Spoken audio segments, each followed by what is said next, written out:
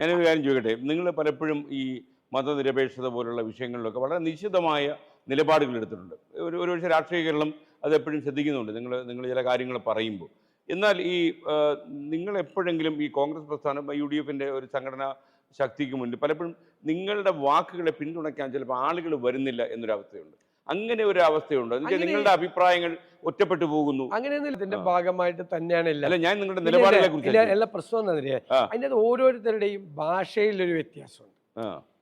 ഇപ്പോൾ ഞാൻ പറഞ്ഞു, ഇപ്പോൾ രമേശ് ചെന്നിത്തല സംസാരിക്കുന്ന ഒരു ടോൺ, ഉമ്മൻചാണ്ടി സംസാരിക്കുന്നത് വേറൊരു ടോൺ എന്ന് പറയുന്നുണ്ട്. ഇപ്പോൾ KC വേണുഗോപാൽ സംസാരിക്കുന്നത് വേറൊരു ടോൺ.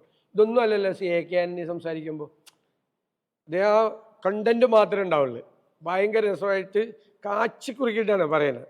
അങ്ങനെ ഓരോരുത്തരുടേതായ ഒരു രീതിയുണ്ട്. ഞാൻ കുറേ കൂടി അസേർട്ട് ചെയ്ത് പറയും, കുറച്ചുകൂടി അസേർട്ട് ചെയ്ത് പറയും. കാരണം നമ്മൾ എടുത്തിരിക്കുന്ന ഒരു തീരുമാനത്തെ അസേർട്ട് ചെയ്ത് പറയും. ആ തീരുമാനമാണ്. അപ്പം നമ്മൾ എടുത്തിരിക്കുന്ന ഒരു സെക്യുലർ പൊസിഷനിങ് എടുക്കാനുള്ളൊരു കാരണമുണ്ട്. നമ്മളത് മനസ്സിലാക്കണം. കേരളം അതായത് ഒരു തീപ്പൊരി വീണാൽ അതിനെ ആളിക്കത്തിക്കാൻ ശ്രമിക്കുന്ന വർഗീയവാദികൾ കാത്തിരിക്കുന്ന ഒരു സ്ഥലം കൂടിയാണ് കേരളം. അതിൽ ഭൂരിപക്ഷ വർഗീയതയും ന്യൂനപക്ഷ വർഗീയതയുണ്ട്. നമ്മളായിട്ട് അവർക്ക് തീപ്പന്ത് എറിഞ്ഞു കൊടുക്കരുത്.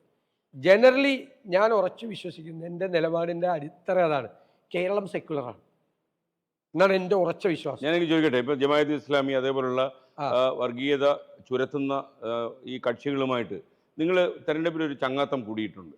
പക്ഷേ ഈ ക്രൈസ്തവ സ്ഥാപനങ്ങളും അങ്ങനെയുള്ള സംഘടനകളും ഒക്കെ തന്നെ അവർക്കൊരു വിശ്വാസരാഹിത്യം ഉണ്ടാകാൻ ഇത് കാരണമാകും? ഒരിക്കലും ഇല്ല. കാരണം വളരെ സിമ്പിളായിട്ട് ഞാൻ പറഞ്ഞുതരാം. 4 പതിറ്റാണ്ട് കാലം ജമാഅത്ത് ഇസ്ലാമി ഞങ്ങൾക്ക് പിന്തുണ നൽകിയത് വെൽഫെയർ പാർട്ടിയാണ്. പിന്തുണ നൽകി. അവർ ഞങ്ങളുടെ UDFിലില്ല, മുന്നണിയിലില്ല, പുറത്ത് നിന്നുകൊണ്ട് ഞങ്ങൾക്ക് പിന്തുണ നൽകി. അവർ 4 പതിറ്റാണ്ട് കാലം അവരുടെ മാതൃസംഘടനയായ ജമാഅത്ത് ഇസ്ലാമി CPMന് പിന്തുണ കൊടുത്തപ്പോൾ ഒരു വിവാദം ഉണ്ടായിരുന്നില്ല കേരളത്തിൽ. പാർട്ടി സെക്രട്ടറി ആയിരുന്ന പിണറായി വിജയൻ ഒരിക്കൽ മുഖ്യമന്ത്രി പറഞ്ഞു ജമാഅത്തുമായിട്ട് ഒരു ബന്ധം ഉണ്ടായിട്ടില്ലെന്ന്. അപ്പം അദ്ദേഹം പാർട്ടി സെക്രട്ടറി ആയിരുന്നപ്പോൾ ഒരു വീഡിയോ ക്ലിപ്പ് ഞാൻ പുറത്തിറക്കി. ജമാഅത്തിൻ്റെ പിന്തുണയെ സ്വാഗതം ചെയ്യുന്നു, ദേശാഭിമാനി എഡിറ്റോറിയൽ എഴുതിയതിൻ്റെ എഡിറ്റോറിയൽ ഞാൻ ഹാജരാക്കി. പിന്നെ മുഖ്യമന്ത്രി അത് തിരുത്തി പറഞ്ഞു, അവരുമായിട്ട് ബന്ധം ഉണ്ടായിരുന്നു എന്ന് പറഞ്ഞു. അവരുമായിട്ട് ബന്ധം ഉണ്ടായിരുന്നു എന്ന് പറഞ്ഞു. ഇപ്പോഴേ PDP അവർക്ക് പിന്തുണ കൊടുത്തു. അതിന് ഒരാൾക്കൊരു കുഴപ്പമില്ല. ഒരു മാധ്യമങ്ങളത് ചർച്ചയാക്കിയില്ല. PDP ഒരു മതേതര പാർട്ടിയാണോ?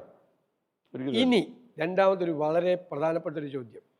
മുഖ്യമന്ത്രി ആദ്യം ന്യൂനപക്ഷ വർഗീയതയായിരുന്നു അദ്ദേഹം ചെയ്തിരുന്നത്. പാർലമെൻറ്റ് തെരഞ്ഞെടുപ്പ് ന്യൂനപക്ഷം വോട്ട് ചെയ്തില്ലെന്ന് കണ്ടപ്പോൾ തെരഞ്ഞെടുപ്പ് കഴിഞ്ഞിട്ട് ഭൂരിപക്ഷ വർഗീയതയാക്കി. ഡൽഹി പോയി ഹിന്ദുവിന് ഇൻ്റർവ്യൂ കൊടുത്തു, മലപ്പുറത്തെ പറ്റി മോശമായിട്ട് പറഞ്ഞു. ഇവർ ലീഗിൻ്റെ പുറകെ നടന്നതാണ്. ഈ ഞങ്ങൾ പ്രതിപക്ഷത്തായ ആദ്യത്തെ ഒരു 1-2 വർഷക്കാലം ലീഗിന്റെ പുറകെ ലീഗിനെ അവർ മുന്നണിയിലേക്ക് കൊണ്ടുവരാൻ ശ്രമിച്ചിരുന്നു കേട്ടോ. ലീഗ് മതേതര പാർട്ടിയാണ് എന്ന് CPM നേതാക്കൾ എല്ലാവരും പറഞ്ഞു. ലീഗിന്റെ പുറകെയായിരുന്നു. ലീഗിന്റെ പുറകെ ഇങ്ങനെ വന്നു കഴിഞ്ഞപ്പോൾ പാണക്കാട് സാദിഖ് അലി തങ്ങൾ ഒരു മനോഹരമായ സ്റ്റേറ്റ്മെന്റ് ഇറക്കി ഒരു ദിവസം, എല്ലാ കൺഫ്യൂഷനും അവസാനിപ്പിച്ചുകൊണ്ട്. UDFന്റെ കൂടെ നിൽക്കാൻ 1000 കാരണങ്ങളുണ്ട്, LDFിൽ പോകാൻ ഒരു കാരണം പോലും ഇല്ല. ക്ലിയറായി. പിറ്റേ ദിവസം പോലെ ലീഗ് വർഗീയ പാർട്ടിയായി. ലീഗ് വർഗീയത CPMനെ പിന്താങ്ങുന്ന ആളുകൾ കൂടി പറഞ്ഞു. എൻ്റെ ഒരു ചോദ്യമുണ്ട് പൊതുമണ്ഡലത്തിലേക്ക്. ലീഗ് ഒരു വർഗീയ നിലപാട് കേരളത്തിൽ എടുത്തിട്ടില്ല. ബാബറി മസ്ജിദ് തകർത്തതിന് ശേഷം ഇന്ത്യയിൽ പല സ്ഥലത്തും കലാപം ഉണ്ടായപ്പോൾ ശിഹാബ് തങ്ങളെടുത്തൊരു നിലപാടുണ്ട്. ആ നിലപാട് ലീഗ് ഇപ്പോഴും ആ ലൈനാണ്. ഇനി എൻ്റെ ചോദ്യം, ഈ ലീഗ് ദുർബലമായാൽ, ഇന്ത്യൻ യൂണിയൻ മുസ്ലിം ലീഗ് ദുർബലമായാൽ, ഇന്ത്യൻ യൂണിയൻ മുസ്ലിം ലീഗ് ഇല്ലാതായാൽ ആ സ്പേസ് ആരും കൊണ്ടുപോകും? ആ സ്പേസ് അപകടകാരികളായ തീവ്രവാദ സംഘടനകൾ കൊണ്ടുപോകും. ലീഗ് അവരായിട്ടാണ് ഫൈറ്റ് ചെയ്യുന്നത്. ഇതാണ് പൊളിറ്റിക്കൽ റിയാലിറ്റി. നമ്മൾ പൊളിറ്റിക്സ് അനലൈസ് ചെയ്യണം. പൊളിറ്റിക്സ് അനലൈസ് ചെയ്യുമ്പോൾ നമ്മൾ കേരളത്തെക്കുറിച്ച് ചിന്തിക്കണം. നമ്മുടെ നാട് അങ്ങനെ ആകണമെന്ന് എനിക്കതുണ്ട്. ഞാൻ അഭിമാനത്തോടെ പറയാം, എനിക്കതുണ്ട്.